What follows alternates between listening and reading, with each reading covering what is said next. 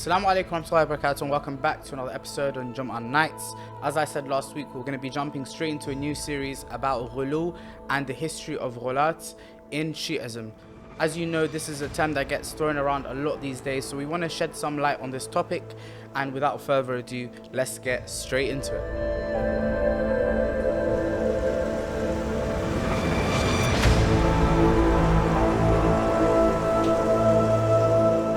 I want to stress that this is a topic that requires research from many different angles, and it requires a lot of explanation and commentary and a lot of academic research, which is something that, as you know, on Jum'ah nights we don't do in that level of depth. What we do on Jum'ah nights is we provide some context around that, so it can be the beginning of your journey into reading into this concept. So that's what we're going to be doing over the next 3 episodes. Don't expect for it to be a completely academic research, a complete explanation of what Ghulu is and what the Ghulat did and everything, because that is way too much to cover. We want to provide some context with regards to how Ghulu started in Tashayyu', in Shi'ism, how it evolved over time, whether their beliefs had any effect on our belief system as Shia, and we're going to look at the modern understanding of Ghulu nowadays and look at how this term has somewhat been hijacked in our day, in our time. So now that I've set your expectations on the ground, I'm going to tell you today what we're going to be speaking about. So the first question here would be, what is Ghulu? What does Ghulu actually mean? So in order to do that, we're going to have a look at a verse from the Holy Quran where Allah says in Surah al-Ma'idah, Bismillahir Rahmanir Rahim, قُلْ يَا أَهْلَ الْكِتَابِ لَا تَغْلُوا فِي دِينِكُمْ غَيْرَ الْحَقِّ وَلَا تَتَّبِعُوا أَهْوَاءَ قَوْمٍ قَدْ ضَلُّوا مِنْ قَبْلُ وَأَضَلُّوا كَثِيرًا وَضَلُّوا عَنْ سَوَاءِ السَّبِيلِ. Allah says, O people of the book, say, O people of the book, do not exaggerate in your religion. لا تغلوا في دينكم. Do not exaggerate or cross the boundaries in your religion. غير الحق, that which is not true, that which is not taught by Allah, that which is not affirmed by Allah subhanahu wa ta'ala. And do not follow the desires of people that had gone misguided before you.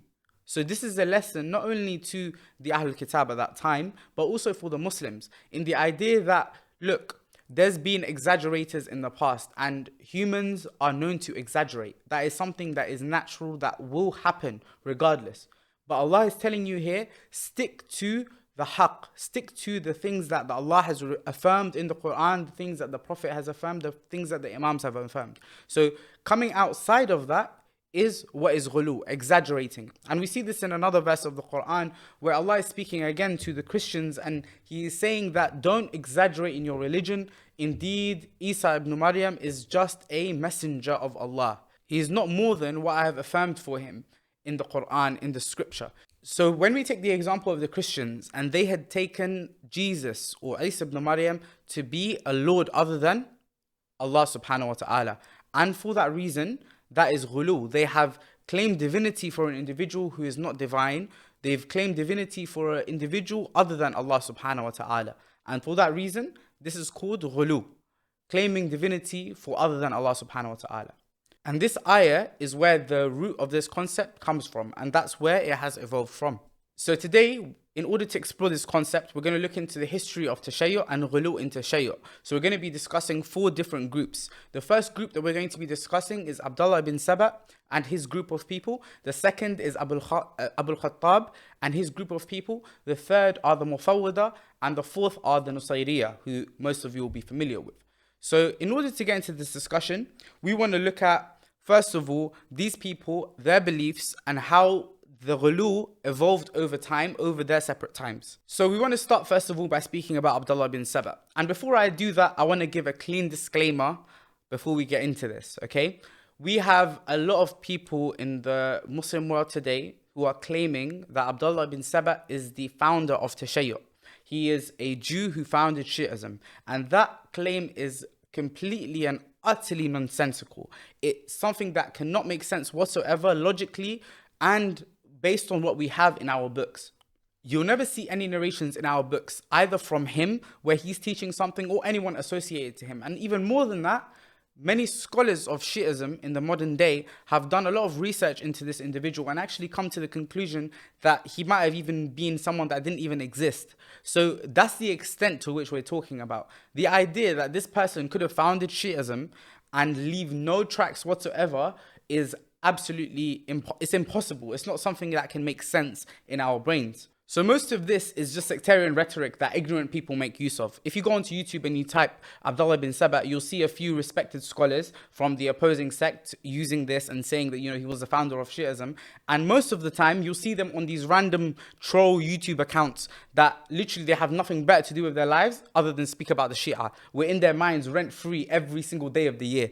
You'll open their channel, you'll see like skeletons and skulls and dragons breathing fire in the background. It's an absolute joke. Yeah, so those people are not to be taken seriously whatsoever. But today we want to discuss Abdullah ibn Saba because he has been mentioned in the narrations of the Ahlul Bayt alayhimus salam, and he's been mentioned as an enemy of them, which is further proof that this can't have been someone that we took our religion from. If he had founded the religion, at the very least, he would have made a positive image for himself, right? So we can see here in the narrations that Abdullah bin Saba is described as an enemy of Allah. If we open Rijal al-Kashi, and this is the book that we're going to be reading from a lot today because it has a lot of information with regards to Ghulu and the Ghulat of the time of the Imams, alayhimus salam.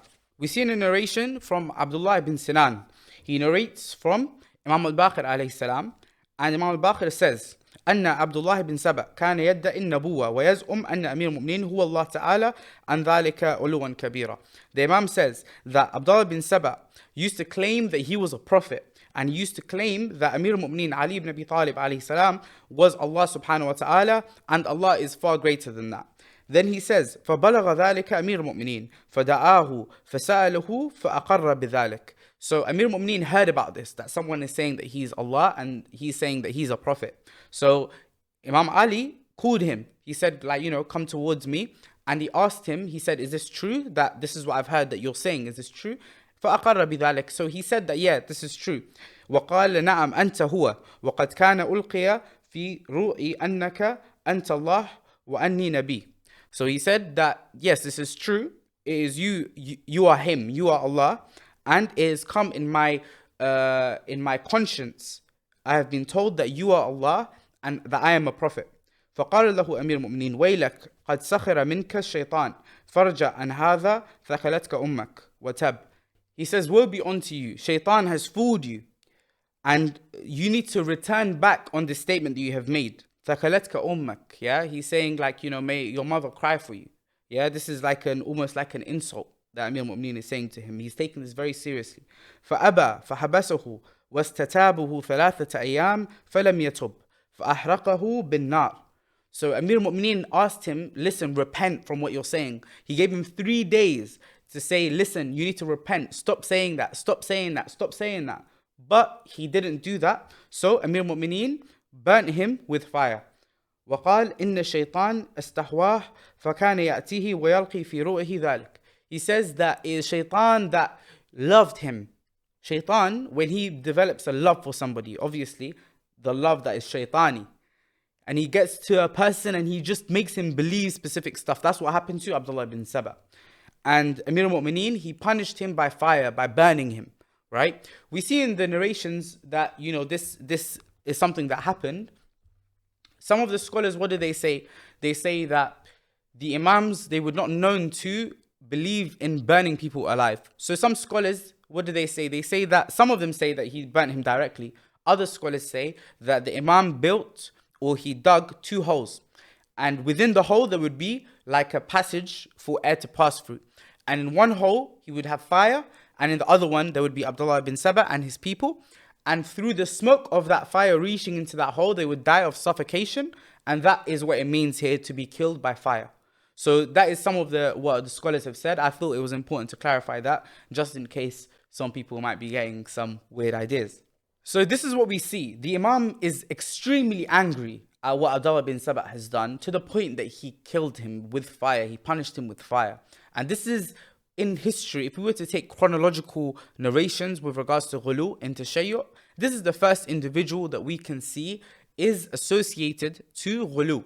He is the first to have claimed divinity for the Imams. And the Imam completely punished him, and he took it very seriously, that he tried to bring him back. He tried to tell him, listen, you need to repent, but he didn't. And for that reason, the Imam punished him with death. So the Imam was taking this very seriously. And he is the master of Ghulu. This guy, he is the guy that started it all off, assuming that he existed. Because if we look at the narrations chronologically, this is the first person that we see that comes with this. And in narrations that come after, we have indications that Abdullah ibn Saba had a big influence on the sects of the Ghulat that are completely separate to the Shia of Ali ibn Abi Talib alayhi salatu wasalam. And for that reason, we see that remnants of this individual always existed after that, to the point that we see it gain traction towards the times of the later Imams. And that takes us to the next individual that we want to speak about, who is called al-Khattab. Al-Khattab was a companion of Imam Sadiq at one point, a trusted companion, and he was a good guy until he turned away. You know, for some people, the power just gets to them. Yeah, they want to start a cult, they want to control people. And that's what al-Khattab done. He turned away from the teachings of Ahlul Bayt completely, and he started a cult. So what did he start to do? He started to control individuals and tell them random things that he would claim that the Imam said, while the Imam had not said them, in order for him to become respected and to be followed as a leader himself. He was power hungry. So what do we see in the narrations? We look in Rijal al-Kashi again, page 207. We have a narration where Imam al-Sadiq alayhi salam, he writes to Abu al-Khattab. What does he say? He says, بلغني أنك تزعم أن الزنا رجل وأن الخمر رجل وأن الصلاة رجل والصيام رجل والفواحش رجل وليس هو كما تقول. The Imam says that it has reached me that you are saying that zina, adultery, is a person, is a man. وأن الخمر رجل, and that alcohol is a person. وأن الصلاة رجل, and that the prayer is a person. والصيام رجل, and that fasting is a person, and that all evil things are a person. And the Imam is saying, and it is not as you have said, right? You can see here that the Imam is very precise in what he says. He says, إِنَّا أَصْلُ الْحَقِّ وَفُرُوءُ الْحَقِّ طَاعَةُ اللَّهِ وَعَدُوُّنَا أَصْلُ الشَّرِّ وَفُرُوءُهُمَ الْفَوَاحِشِ وَكَيْفَ يُطَاعُ مَنْ لَا يُعْرَفُ وَكَيْفَ يُعْرَفُ مَنْ لَا يُطَاعُ. So the Imam says that we are the roots of haqq, of truth. وَفُرُوءُ الْحَقِّ Allah. He says that the branches of truth are to be obedient to Allah. Obedient to Allah in what? In prayer, in fasting, in staying away from the evil things that he mentioned earlier. What did he mean when he said that zina is a person, khamar is a person, salat is a person, fasting is a person? The objective of Abu al-Khattab in claiming that was to say that, look, if you understand the essence of prayer, which is the Ahlul Bayt alayhi salam, and we believe that they are the essence of prayer. If you do not know the Ahlul Bayt alayhi salam, if you do not have wilaya, then all of your actions are void. They do not mean anything. But he was trying to take it to another level, where he's now saying that, okay, if you now know the Imam, therefore now you don't have to pray. Therefore now you don't have to fast. Therefore you don't need to stay away from zina and stay away from alcohol. That's not necessary, because you now understand that the Imam is the person that needs to be followed, so therefore you don't need to do any of that. The Imam's saying, no, that's not what it is. لَيْسَ كَمَا تَقُولُ.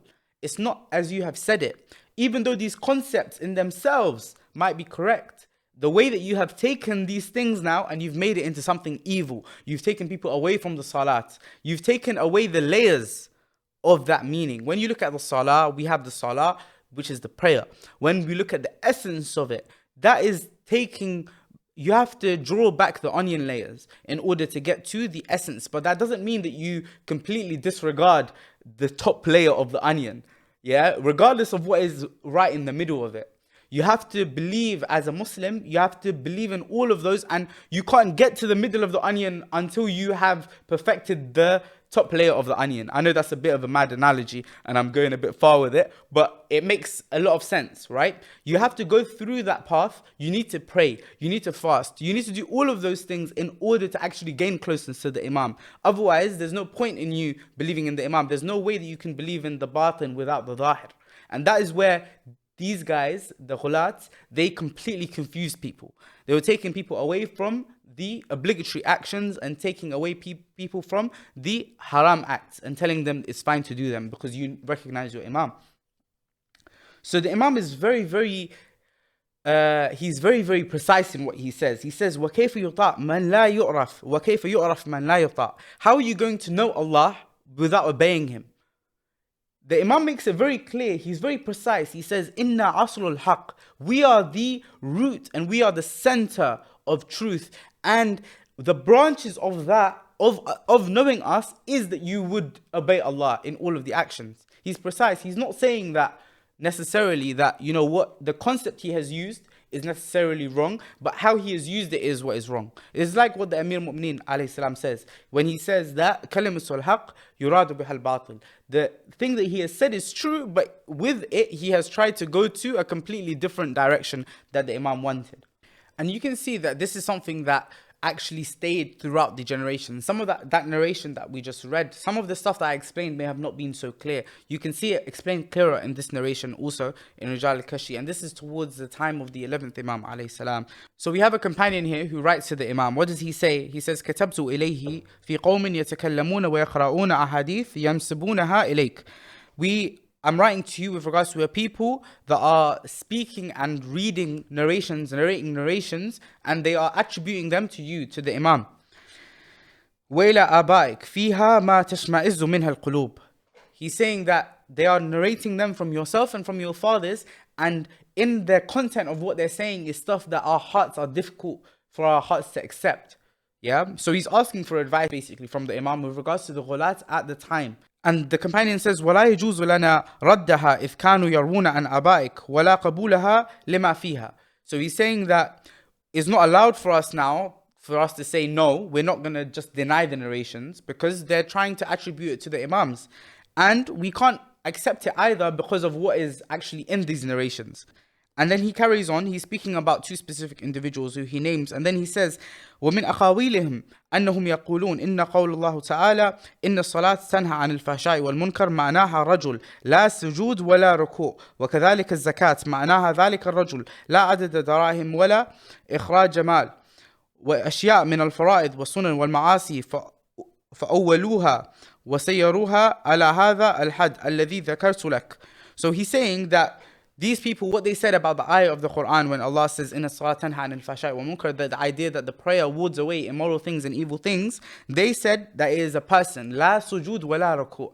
The idea that you don't need to pray, you don't need to prostrate, you don't need to do ruku', is just understanding that person, right? And كذلك الزكاة, and the same thing about zakat, that is a person, لا عدد دراهم ولا إخراج مال, and it's not about you giving money, it's just about understanding of that person, the Imam, right? وأشياء من الفرائض والسنن والمعاصي فأولوها وسيروها على حد الذي ذكرت لك. So he's saying that, look, this is what they've done now. They've completely taken the Sharia and they've completely misinterpreted it. They've given it a ta'wil that is just completely something that we can't accept.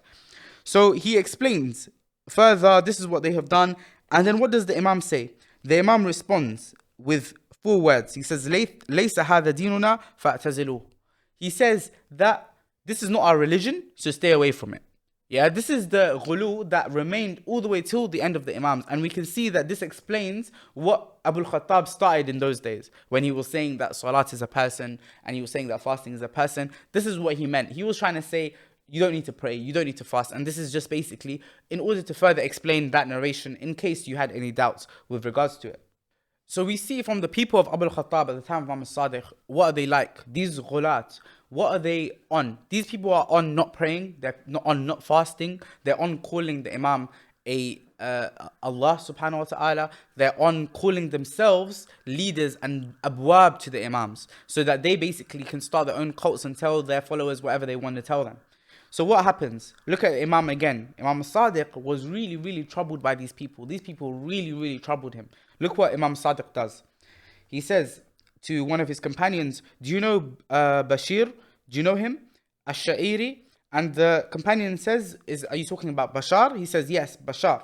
He said, yes, I know him. He says that the Jews said that which they said, and they were having their belief in Allah's oneness. And the Christians said that which they said, and they claim to have oneness. And Bashar said something which is a grand thing. This is something that is completely unacceptable, what he has said. So he says, once you reach Kufa, then say to him, that Ja'far says to you, to Bashar, he says to you, Ya kafir, ya fasik, ya mushriq, ana bari'un mink. Yeah. So this companion, he says, okay, he went to Kufa, he went to the house of this individual, this Ghali, and he says that يقول لك جعفر ibn Muhammad يا كافر يا فاسق يا مشرك أنا بريء منك. He's saying to this Ghali that Imam Ja'far as-Sadiq, the one that you're saying is Allah, the one that you are claiming divinity for, this is what he's saying to you. He says, Ya kafir, ya fasiq, ya mushrik. Oh disbeliever, oh immoral person, oh polytheist, I am completely free from you. I've disassociated from you. So what does Bashar say? Look at these ghulat. They're like completely confused. Look what he says. فَقَالَ لِي وَقَدْ ذَكَرَنِي سَيَّدِي. Did my master mention me? He says, قُلْتُ نَعَمْ ذَكَرَكَ بِهَذَا الَّذِي قُلْتُ لَكَ. He mentioned you with the stuff that I've just told you, that you are a disbeliever, you're a polytheist, that he's completely free from you, he's disassociated from you. And what does he respond? He says, فَقَالْ جَزَاكَ اللَّهُ خَيْرًا وَفَعَلَ بِكَ وَأَقْبَلْ يَدْعُ لِي. He says, the companion is saying that he said to me that may Allah bless you. He started praying for me. He started, making supplications for me. And as if what he has come to him with from Imam al-Sadiq is praise. That's what he's pretending. These ghulat, they play this card of trying to confuse people. They're like, look, the Imam said this, he's just trying to protect me. The istaqiyah is this, is that. They confuse the people around them. These kinds of people, you can't even talk to them. You tell Imam's telling you you're kafir, you're mushrik, and he's just like, yeah, that sounds amazing. I feel happy that the Imam mentioned me like that, and I've been praised and all of this. This was all to confuse the people that were around them, because the Imam was very clearly attacking them, disassociating from them, but they would use and twist things in the religion in order to make it sound like this wasn't the case. And they use other concepts in the religion. So for example, we have these narrations where they're very famous, where Zurara ibn A'yan, a very well-trusted companion of the Imam, a very high-ranking companion of the Imam says, لَعَنَ اللَّهُ Zurara. He curses Zurara in taqiyya, right? And the reason for that was known. And we can see all of the other narrations praising Zurara. We can see that la'na was sent for a reason, right? To protect him. We can see that very clearly in the narrations. But with this, you can see that there's so much emphasis coming from the Imam. He didn't even just say Ya Kafir. He called him a mushrik. He called him a fasiq. He's emphasizing it to show everybody that, look, this is nothing to do with taqiyya. These guys are messed up. These guys need to be dealt with, right? And this is how they used to still try and take that out of context. They used to be like, no, look, you see the Imam, he actually praises me. The la'na that he's sending on me, or the kafir that he's calling me, that it's not as you think. So you see, this is how they used to twist things and try to misguide people. And then you see the way that the Imam used to curse al-Khattab and his people, the way that they had completely taken the Shia away from the Imam. Look how much emphasis the Imam curses him with. And al-Khattab, he was actually killed in the end by the Abbasids, right? For being open with regards to his Shi'ism, for claiming Nabuwa, for claiming a lot of stuff. The Abbasids basically found him and they killed him. Now imagine this, yeah? If there was people that were actually good people and they were killed by the Abbasids, the Imam would be like, you know what, they're my Shi'a at the end of the day, whatever, may Allah have mercy on them, this kind of thing. What does the Imam say instead? The Imam says, لَعَنَ اللَّهُ أَبَا الْخَطَّابِ وَلَعَنَ مَنْ قتل معه ولعن الله من بقي منهم ولعن الله من دخل قلبه رحمة لهم. Look at that. Look at the emphasis the Imam is giving on this. May Allah's curse be upon Abu al-Khattab. May Allah's curse be upon the people that were killed with him. And may Allah curse the ones that are remaining of them. And may Allah curse the one who even has a little bit of mercy in his heart for them. That's how much the Imam hates the Ghulat. That's how much he hates Abu al-Khattab.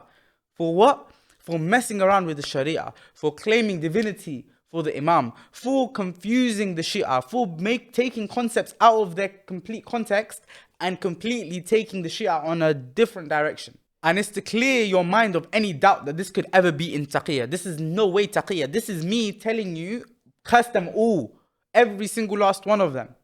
And we see that also even from the latter Imams. The latter Imams carry on this exact same clarity in their la'na towards the Ghulat, towards the followers of Abu al-Khattab. Because he was the one that when he gained traction, that is the kind of version of ghulu that remained throughout the years until the latter Imams alayhi salam.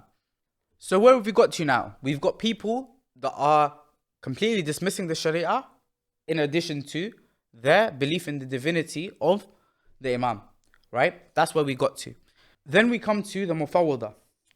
The Mufawwidah are around that same kind of time and towards the latter Imams as well. We see a narration from Imam Rida alayhi salam. A companion goes towards him. He asks him about tafweed, about the understanding of Mufawwidah. The companion asks, La jabr wa la tafweed. The idea that Allah doesn't completely force you to do anything, nor does He delegate to them either. And that is a matter between both of the matters. What does this actually mean? The Imam says, من زعم أن الله عز وجل يفعل أفعالنا ثم يعذبنا عليها فقد قال بالجبر. ومن زعم أن الله عز وجل فوض أمر الخلق والرزق إلى حججه عليهم السلام فقد قال بالتفويض. والقائل بالجبر كافر والقائل بالتفويض مشرك الخبر. So he says that what this means is that when the person who claims that Allah does our actions for us and then He punishes us for those actions that He did, then he's called for jabr. This is the idea that Allah forces us to do something. This is an irrelevant point to our discussion because this is referring to the opposing sects. There are a lot of opposing sects that used to believe this thing, that, Allah forces you to do stuff and, He then punishes you for it, which is an illogical belief. But this is not relevant to us. The part that is relevant to us is من زعم أن الله عز وجل فوض أمر الخلق والرزق إلى حججه عليهم السلام فقد قال بالتفويض. He's saying that the one who claims that Allah subhanahu wa ta'ala delegated the matters of creation and rizq, provision, towards His representatives, His hujaj, فقد قال بالتفويض. That is the person that believes in tafweed. وَالْقَائِلْ بِالْجَبْرِ كَافِرٌ. And the one that says that Allah forces us to do stuff is a kafir, he's a disbeliever. وَالْقَائِلْ بِالتَّفْوِيض مُشْرِك. And the one that claims tafweed is a mushrik. Why does the Imam say this? And what does the Imam mean by that? By the idea that this person, he's a mushrik. Why is he a mushrik? The reason why he's a mushrik is because in this understanding, Allah, if He was to give the complete power, if He was to create, for example, if we take the example of the Ahl Bayt alayhim salam, and this is what the Mufawwidah used to say. What they used to say is that Allah created the Ahl Bayt alayhim salam. He created their nur. And then He gave them complete authority upon all of the affairs, and Allah basically took a step back. He's not doing anything anymore. Basically, the Ahl Bayt just do whatever they want to do. So they remove Allah from the equation. What does that result in? That results in, wal-a'yadu billah, that results in two gods. Because both of them then have complete authority and they're independent of one another. That is the belief of tafweed. That was the ghulu that was attributed to the Mufawwidah. Even though they are trying to say, no, the Ahl Bayt are creations of Allah subhanahu wa ta'ala, they basically give them complete authority independent of Allah subhanahu wa ta'ala, and for that reason, they are what? They are actually in them, even though they're saying that no, they're creations, making them independent of Allah subhanahu wa ta'ala is essentially giving them a godlike attribute, a divine attribute, which is ghulu. And that is a clear form of ghulu because they've given them independence of Allah subhanahu wa ta'ala. And the Shia never do that. The Shia never believe in the Ahl Bayt being completely independent. And we see this in the explanation of Allama Majlisi, who wrote Bahar al-Anwar. Allama Majlisi says, وَأَمَّا التَّفْوِيض فَيُطْلَقُ عَلَى مَعَانٍ بَعْضُهَا مَنْفِيٌّ عَنْهُمْ وَبَعْضُهَا مُثْبَتٌ لَهُمْ. He says that as for tafweed, the word itself, tafweed, the delegation of Allah of the affairs to the Ahl Bayt alayhim salam, then there are those meanings that are things that are acceptable for the Imams, acceptable for the Ahl Bayt, and it is true that Allah has delegated the affairs to them. And there are some things that is not correct for us to say. And he says that the first thing is tafweed, delegation in creation, in rizq, in tarbiyah, ihya, and killing people, or taking life away from them, giving them life. He says, as for this claim that Allah created them and He delegated to them the affairs of creation, and they created and they give rizq and they take away life and they give life, then this matter can be taken upon two angles. Look at that. Allama Majlisi, He's very precise here. He says, as for the matter that Allah created them, and then He delegated the affair of creation, of giving rizq, of taking away life and giving life, then this can be taken upon two angles. Look what Al-Majdi says. He says, the first one is what? To say that إنهم يفعلون جميع ذلك بقدرتهم وإرادتهم وهم الفاعلون حقيقة وهذا كفر صريح دلت على استحالة الأدلة العقلية والنقلية. So he says that the first of them, the first face of, or first angle that you can look at this statement from, is that the Ahlul Bayt, they do all of this stuff by their own power, by their own wills, and they are the actual doers of this action, and this is kufr. This is complete disbelief. Sarih, this is clear disbelief. You see, so Al-Majdi is very precise. He says in the first angle, that is clear kufr, that's clear disbelief, because you've separated between the affairs of the Imam and this affair of Allah subhanahu wa ta'ala. But in the second one, what does Al-Majdi say? He says the second angle that you could take here is that Allah does these actions. He is the one that creates. He is the one that gives rizq. He is the one that takes away life and gives life. However, He does it in accordance to their irada, in accordance to their will. So that what he's saying here is that he's using them as a vessel in order for Him to do these things. Like, for example, if we take that example of the angel of death. Is the angel of death the one that takes away and gives life? Yes, he is. That's what it says in the Quran. Does that mean that Allah doesn't take away and give life? No. Allah does take away and give life. He does it through the angel of death. Yeah? So this is the distinction that Al-Majdi is making here. So he says, فَلَا يَأْبَ الْأَقْلِ أَنْ يَكُونَ اللَّهَ تَعَالَى خَلَقَهُمْ وَأَكْمَلَهُمْ وَأَلْهَمَهُمْ مَا يُصْلَحُ فِي نِظَامِ الْعَالَمِ. So it doesn't completely go outside the bounds of rationality that Allah created them and He made them perfect, and He gave them the inspiration for that which is best for the system of the world. And He created all of those things, that He made it in accordance to their will, using them as a vessel. Yeah, the same way that angel death is used as a vessel, for example. So you see that, yeah?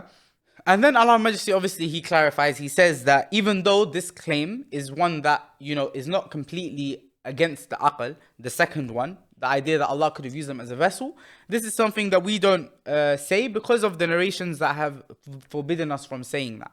So that's what Al-Majdi is saying. So we can see here clearly that the Mufawwidah, they are kuffar and mushrikeen because they separate from the affairs of Allah subhanahu wa ta'ala and the affairs of Ahlul Bayt alayhim salam. And that was their ghulu. That was their ghulu, that they gave divine attributes to the Imams alayhim salam that you cannot attribute to them those divine attributes. The idea that they are independent of Allah subhanahu wa ta'ala. The Imams, they used to constantly, whenever they used to hear this, they used to get very upset. They used to cry. They used to say, we are but servants. Bal ibadun mukramun. They used to recite the ayah of the Quran that we are but servants. We only do what we are told.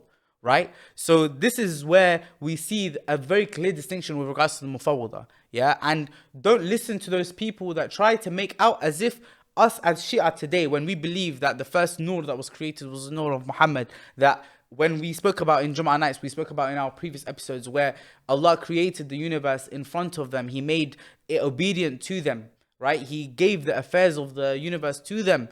That was not out of them being independent of Allah subhanahu wa ta'ala. The affair is one. They are used as the vessel. They are the vessel of Allah subhanahu wa ta'ala in order for these things to happen. So you cannot compare between the Mufawwidah and the belief of the Shia, because they completely make it two amrs. They make it two affairs and they make them independent of one another. And that is shirk, because that's two gods. Here we're saying there is one God, there is one ilah, Allah subhanahu wa ta'ala, and these servants of His are completely dependent on Him. Like everything else is dependent on Him. They are His creation and they are servants towards Allah subhanahu wa ta'ala. And that is the line that you can never cross, according to the narrations of the Imams alayhim salam. That is where the area of ghulu begins. After you take away from them being dependent on Allah subhanahu wa ta'ala. That is where ghulu begins.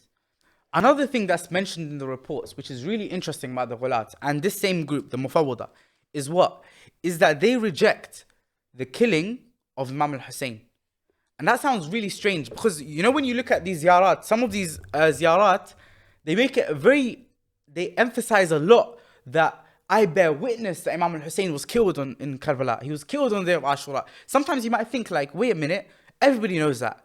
Even Sunnis accept that. Everybody knows that Imam al-Hussain was killed on Ashura. He was killed in Karbala. Who would deny that? The answer is the Ghulat. The Ghulat are the people that come out with all sorts of stuff, yeah, in order to confuse people. They used to believe that Imam al-Hussain wasn't actually killed in Ashura, and that Allah only made it to seem that way. This is how misguided these people are. Where have we got to? We've got divinity, claiming divinity towards the Imams, taking the Sharia and basically putting it to the side. No prayers, no fasting, nothing. And now they're rejecting the musibah of Imam al-Hussain alayhi salam. So what kind of people are these people? Look how far away they are from the belief of Shi'ism. Look what the Imam says in this volume 44 of Bihar al-Anwar, page 270. What does the Imam say? The Imam says that these people are the most harmful towards us. Which ones? The ones قوم انتحلوا مودتنا وزعموا أنهم يدينون بموالاتنا ويقولون بإمامتنا. He says that a people that claim to love us, that they claim that they follow the same religion as us, and they call us Imams, زعموا أن الحسين لم يقتل وأنه شبه للناس أمره كعيسى بن مريم. You see that? The Ghulat, what did they claim? They said that Imam al-Hussain was not killed, and that was only made to look like that for the people. شبه للناس. That it was made like that for the people. أمره كعيسى بن مريم. The same way that Isa ibn Maryam was made to look like he had been killed for the people. You see this comparison very clearly, that look, they've compared him to Isa ibn Maryam. How ironic is that? That the Quran has told them, لا تغلوا في دينكم, that don't exaggerate in your religion. Indeed, Isa ibn Maryam is just a prophet, right? It's so ironic that they made that comparison between Imam al-Hussain and Isa ibn Maryam. That to say that Imam al-Hussain was not killed, it was just made to look like that by the people. Then he says that those people who say that, من كذب من بعده من الأئمة في أخبارهم بقتله ومن كذبهم فهو كافر بالله العظيم. He says that the one who rejects this is a kafir. And then the Imam, what does he say? He says, ثم قال لعن الله الغلاة والمفوضة فإنهم صغروا إسيان الله وكفروا به وأشركوا وضلوا وأضلوا فرارا من إقامة الفرائض وأداء الحقوق. He says here that may Allah's curse be upon the Ghulat and the Mufawwidah. This is the group that started these things, that they believe that the Imams were not killed. Yeah, so these are crazy beliefs that these people had. That they صغروا إسيان الله, that they made it fine to disobey Allah, to not follow Him in praying and fasting and all of those things. And they disbelieved in Him. And they became misguided, and they misguided other people from doing the obligations and giving the rights where they are due. Giving the rights to where they are due to who? To the Imams alayhi salam. When they say that Imam al-Hussain was not killed, what do? They actually make less of what Banu Umayyah had actually done to Imam al-Hussain. They make less of that crime. And that is taking away the rights from the Imams alayhi salam. This is the level of confusion that these groups of Ghulat reached. To the extent that you see some of the groups of the Nusayris even today, that they praise the killers of the Imams. It's crazy. You'll see them praising Ibn Muljam, for example. La'anahullah. Instead of cursing the people that killed the Imams alayhi salam, they actually consider them to be good people. That's how confused they are. You can see here that at this point, people manage just saying anything now. Does that make sense? The Ghulat, that is a big indication of them. They just be saying anything. At some point, they just start adding random stuff. And that's why there's so many groups of them. Because some of them end up saying something, another group says something else, and then they split up. And there's just more and more Ghulati groups. That's what happens with the Ghulat. So that is with regards to the Mufawwidah. And now we want to move on to a group that you guys will be quite familiar with, who are the Nusayriyah.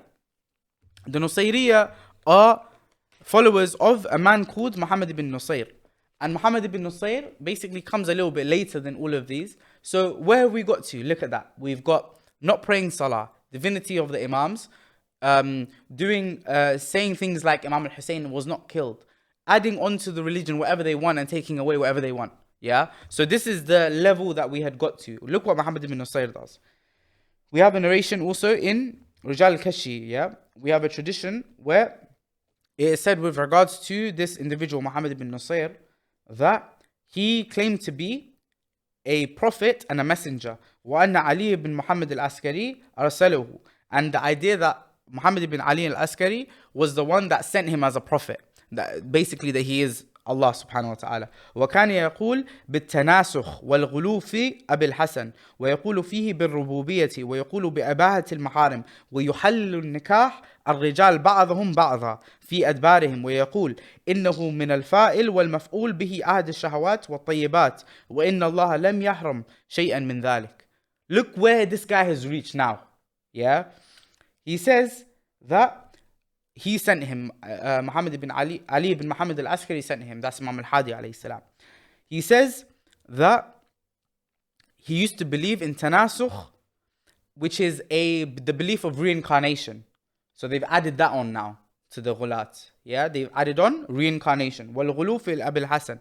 And exaggerating in the status of Abil Hasan in that he was claiming him to be Allah subhanahu wa ta'ala. وَيَقُولُ فِيهِ بِالرُّبُوبِيَّةِ. And he was calling him as Allah subhanahu wa ta'ala. وَيَقُولُ بِأَبَاحَةِ الْمَحَارِمِ. And he says that you can do all of the haram stuff. Haram stuff is not haram anymore. You can do whatever you want. وَيُحَلِّلْ النِّكَاحِ الرِّجَالِ بَعْضُهُمْ بَعْضًا. And he used to say that men are able to marry one another. فِي أَدْبَارِهِمْ. Yeah, that they were able to do sexual acts amongst themselves, men, right? So homosexual acts. And he used to say that the one who does it and the one who receives it, both of these are pleasurable things that Allah did not forbid. So are you seeing how far we've reached? Yeah, we started off divinity of the Imams. You started off, not praying, not fasting. And now suddenly all the haram stuff is now fine.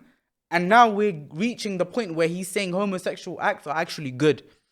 And we have, in the same narration, we see that he himself used to engage in these acts. I'm not going to read from it, but it mentions here that he had a servant boy where he also used to engage in these acts that he had made permissible for the people. So this is how far Ghulu reached. You can see man started saying anything. They just started adding random stuff onto it. And because they're cults, yeah, these are small groups of people that they try to grab people's attention and bring them into a cult. Yeah, they do that through these kinds of things, sexual deviancies, yeah, exaggerating, saying things that, trying to bring people towards you, just saying something different, things that people haven't heard before, right? That's how they try to draw people in.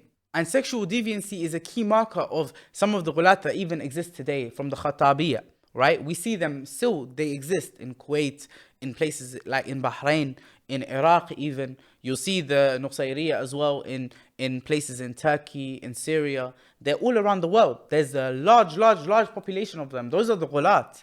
Those are the people that are the Ghulat. And those are the Ghulat that you need to be wary of. Yeah, the actual Ghulat. Those that are actually there till today. Yeah, in Bahrain, the Khattabiyyah.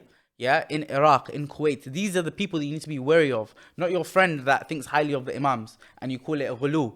Everywhere you go on Twitter, you see, this person said, this is Ghulu, this is Ghulu. Yeah, that might be, okay, it might be that some people on Twitter, they're saying some stuff that is absolutely ridiculous, but the actual Ghulat that you need to be aware of are these groups that still actually exist in large numbers, and they actually do try to infiltrate our communities. It's happened before. Even in the UK where I live, I've heard of this happening before, that these groups have tried to infiltrate communities. They have taken people away. These people are a real thing and they try to infiltrate the communities. They're not just people that think highly of the Imams. They take it to next levels and they do all of these kinds of fawahish. These are the people that you need to be wary of. This is the Ghulat that the Imams are speaking about. And we see actually that some of their books actually remain at the moment. They're not easily accessible because they're very secretive groups. And you can see in their groups, in these books of their scholars, of their classical books of hadith, that they claim that the Imam said, you can very clearly see these hadith are nothing to do with the Shia. You can see that they are claiming, for example, that the Imams are Allah. The Imams are claiming themselves that they're Allah. You'll read the narration and you'll be able to see that this is absolute rubbish. This is nonsense. It doesn't even match the style of speech of the Imams. You'll see that they permit drinking alcohol. You'll see that they permit adultery. You'll see that they celebrate the day of Ashura, thinking of it as a day of happiness. Right? Because like I said, they don't believe that Imam al-Hussain was killed. And you'll see them giving normal people, random people like al-Khattab and these other people, random people that have no knowledge, that knew nothing, huge stations, and incorporating that into their whack beliefs. All of those things that they say about reincarnation, the sexual deviancies, they incorporate all of these things together to create a whole new religion. These are the Ghulat that the Imams were speaking about. Their books are very clearly full of ghulu. If you were to open their books, yeah, and to read them, which I don't recommend, right? If you are a Shi'i, the first priority is actually getting to know the narrations of our Imams. There's no reason for you to go start reading books of Ghulat. But I'm just making this point to say that it is not our books that you should be looking at and thinking, oh, is this ghulu? Should I accept this or not? If you want to see ghulu, you'll see it in their books, clear ghulu. You'll see the way that those narrations are written. Yeah, you'll see very clearly that this is not what the Imams taught us. Yeah, and we're going to speak about in the next few episodes, inshallah, with regard to the ahadith of the Ghulat and how did the Imams deal with the Ghulat at their time, because the Imams are the Hujjaj of Allah subhanahu wa ta'ala. They are the protectors of His religion. Do you think that they're just going to let these random people come and destroy the religion? Of course not. The Imams combated them in a way that was absolutely beautiful, and they made sure that they had very little effect on Tashayyu and the people of Tashayyu. And we're going to speak about that in the next episode. So this is the point I wanted to make. These people are a completely separate group. They have wild beliefs. They have crazy beliefs. It is not Al-Kafi and Basair al-Darajat that you should be looking at side-eyeing it. Al-Kafi and Basair al-Darajat are clean. These are the narrations of the Imams alayhim salam. Yeah, these are not the books that you should be looking at side-eyeing them thinking, oh, is this ghulu? Not at all. The books of the Ghulat are completely separate, and their beliefs are completely separate, and they are known and they are easy to be able to recognize away from the narrations of the Shia and our Imams. And our scholars of the past, may Allah have mercy on them, Al-Kulaini, we have Ibn Qawlawayh, Shaykh al-Nu'mani. You see, all of these scholars, they made sure that none of these narrations reached our books. So we're going to speak more about that, obviously, in the episodes to come. And I would always recommend, like I said, we're speaking about the Ghulat, but I would never recommend you to read their books. I will recommend you to read the books of the Ahlul Bayt alayhim salam, the hadith of the Ahlul Bayt alayhim salam. That's a much better use of our time rather than reading that nonsense in their books, right? So to conclude, yeah, these are the points that we have tried to make in this episode. The first point is what? That we see that the Ghulat are not a monolith, right? The people that exaggerate are not a monolith, and they've evolved over time, adding on random stuff and using a messed up methodology and having no real methodology in reality. And that is why all of those things, all of those groups have evolved from them. All of them have extra deviancies that they've added on in their specific groups. But the two things that we see very clearly from the Ghulat are what? This is true ghulu. These are the two kind of things that we can take away, and we know that, you know what, these people are Ghulat. Yeah, if we were to apply these two characteristics, the first of them is claiming divinity for the Imams alayhim salam and trying to give themselves a high position. Number two is the idea that they don't take the Sharia seriously. These two things are clear indications of Ghulat. Those who don't pray, don't fast, don't do it, and they claim divinity for the Imams. This is what Ghulu is, and that is a clear distinction of who they are. And as for the rest of their beliefs, there's many of them believing in reincarnation, which is called tanasukh wal hulul, and, you know, believing that the Imams were never killed, believing in the permissibility of drinking alcohol, zina, all of that kind of stuff. That also is part of it. And we spoke about the Mufawwidah, of course, who basically separate between the Imams and Allah subhanahu wa ta'ala, making them independent of Him. And that is also shirk and kufr, and that is ghulu. We see that the ghulu started in history with Abdullah ibn Saba, and from his kind of inspiration, all of these other groups gain inspiration, and all of them are connected, because you see slowly that each of them are adding their random stuff onto their beliefs. They just become more and more whack as the time goes on. You'll see that man are just saying anything. You get, as time goes on, people were just saying anything, and they added on and added on and added on, and that's how ghulu evolved, and they still exist in our time, basically, through those inspirations, which was started by Abdullah ibn Saba, the master of ghulu. And finally, with all that explanation that comes before, we see that the Ghulat were specific groups of people with crazy beliefs, and that when the Imams were speaking about the Ghulat and they were sending la'na on them, these were the kinds of people that they were sending la'na on.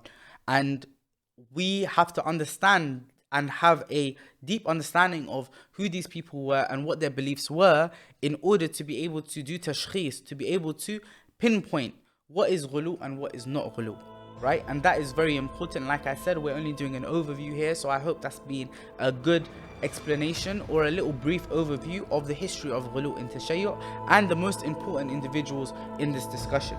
So always remember, when we're speaking about the Ghulat, these are the kinds of people that we're talking about. We're not talking about your average Shi'i on Twitter who thinks highly of the Imams. And we're going to speak next week, inshallah, with regards to how the Imams combated the Ghulu and the Ghulat of their time. I'll see you again for that next week. Wassalamu alaikum wa rahmatullahi wa barakatuh.